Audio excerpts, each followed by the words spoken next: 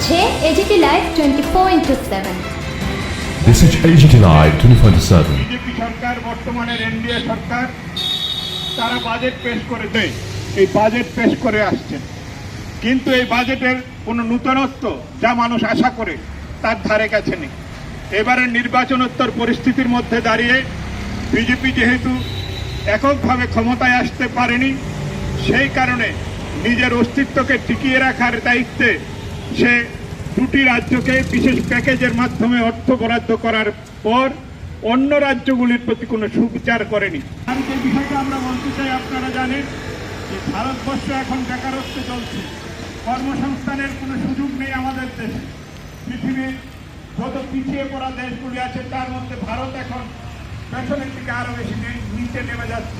এই অবস্থায় দাঁড়িয়ে বেকারদের জন্য বছরে 2 কোটি চাকরির প্রতিশ্রুতি দিয়েছিল, সেই চাকরিতে বা কর্মসংস্থানের ন্যূনতম কাজটি পর্যন্ত কেন্দ্রীয় সরকার করছে।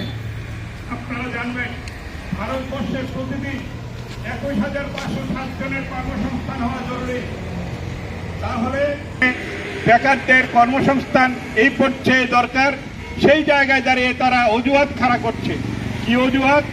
দেশের মধ্যে 142 কোটি লোক, এত মানুষের কি করে আমরা কর্মসংস্থানের সুযোগ করি? এখন কর্মসংস্থান জনসংখ্যার উপরে নির্ভর করে না, বরঞ্চ জনসংখ্যার হিসাব অনুযায়ী কর্মসংস্থান আরো বাড়ার কথা।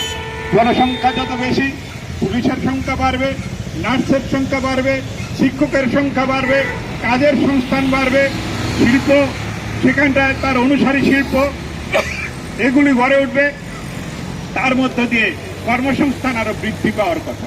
কিন্তু আমাদের দেশের সরকার এই জায়গায় কোনো ভূমিকা নিল না এবং এই বাজেটের মধ্যে তার কোনো অবশেষ রাখলো না।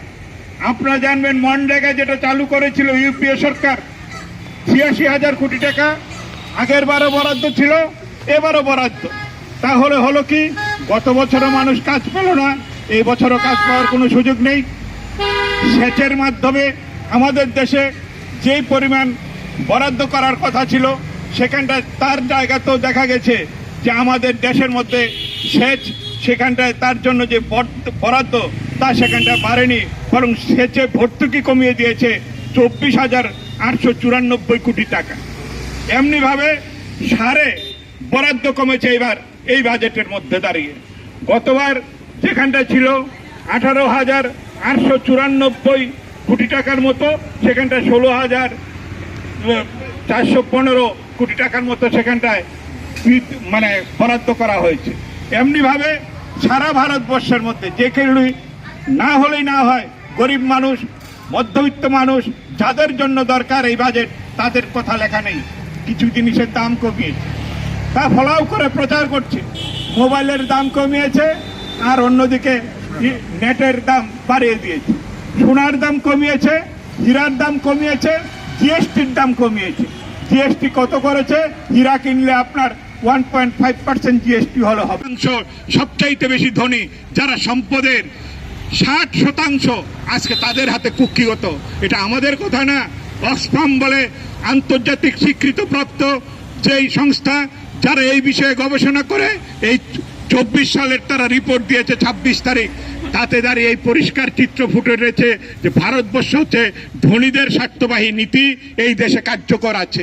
সেখানটায় দাঁড়িয়ে আমরা সবার কাছে অনুরোধ করব যে আজকের দিনে দলের বিষয় নয়, ভারতবাসী হিসাবে ভারতবাসীর সমস্ত অংশের মানুষের উপকার করতে হলে আজকের দিনে কেন্দ্রীয় বাজেটের বিরোধিতা করা চাই। বিজেপি তার নীতি হচ্ছে দেশের গরিব মানুষের বিপক্ষে, ধনীদের পক্ষে। সেই জায়গায় দাঁড়িয়ে মানুষকে সংহত করে শ্রমিক, মধ্যবিত্ত, নিম্নবিত্ত, গরিব সবাইকে সচেতন করে আগামী দিনে এই লড়াইয়ে আমাদের সামিল করতে হবে। কেন্দ্রীয় বাজেটের বিরোধিতায় আমরা মানুষকে বলবো, এই জন্য আপনারা পথে নামুন। বামপন্থীরা তাদের চিরকালীন যে দায়বদ্ধতা, মানুষের জন্য কাজ, মানুষের জন্য বাজেট, তার জন্যই আমাদের এই লড়াইয়ে আপনারা পাশে থাকবেন, এই আবেদন রেখে আমার আলোচনা এখানটা শেষ করলাম। ইনকলাব জিন্দাবাদ। জীবনের হাত থেকে অতিরিক্ত পৃথিবীর যে উত্তাপ বেড়ে যাচ্ছে, উষ্ণায়ন হচ্ছে, পৃথিবী তার হাত থেকে বাঁচার জন্য একটাই মাত্র ওষুধ, যে গাছ লাগালে সে আমরা ইনকলাব জিন্দাবাদ ইনকলাব জিন্দাবাদ রেগার মজুরি কমানো হচ্ছে কেন কেন্দ্রীয় সরকার জবাব চায় জবাব দেন রেগার মজুরি কমানো হচ্ছে কেন কেন্দ্রীয় সরকার জবাব চায় জবাব দাও ইনকলাব জিন্দাবাদ সিপিআইএম টিচার